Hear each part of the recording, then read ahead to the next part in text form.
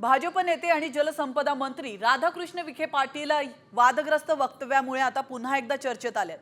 वाळूवाले आपलेच, त्यांना सोडून द्या असं विखे पाटील यांनी सोलापूरच्या जिल्हाधिकाऱ्यांना उद्देशून म्हटल्यानं नवा वाद निर्माण झालाय। वाळूवाल्यांना संरक्षण देण्याची विखे पाटील यांची भूमिका आहे का असाही प्रश्न त्यांच्या या वक्तव्यानंतर निर्माण झालाय। दरम्यान या प्रकरणी विखेंनी स्पष्टीकरणही दिलंय। हा मस्करीचा विषय असून अवैध वाळू तस्करांवर सरकार कारवाई करतंय। उजनी धरणातील वाळूचे टेंडर लवकरच काढणार असल्याचं देखील ते म्हणाले।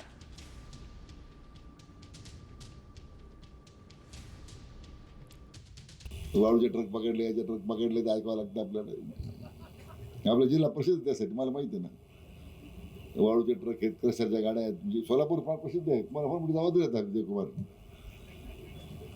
नाही कुमार आशीर्वाद जरी असले तरी छोटी त्यांना मागे म्हटलं दुर्लक्ष करा जरा थोडंसं, गाड्या चालू द्या, काही फरक पडत नाही। आपले लोक आहे सगळे। साहेब, या वक्तव्यातून कुठतर आपण वाळू तस्करांचं समर्थन करताय? कुठतर जिल्हाधिकाऱ्यांना सांगितलं होतं मी की लक्ष देऊ नका बाबा, हे होतच राहतं, म्हणजे नेमकं काय समजायचं की तुम्ही सगळ्या गोष्टी कामात घेऊ नका।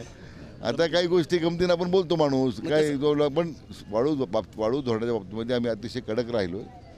सगळ्या ठिकाणी अंमलबजावणी करण्यामध्ये कुठं कसुरही झाली नाही।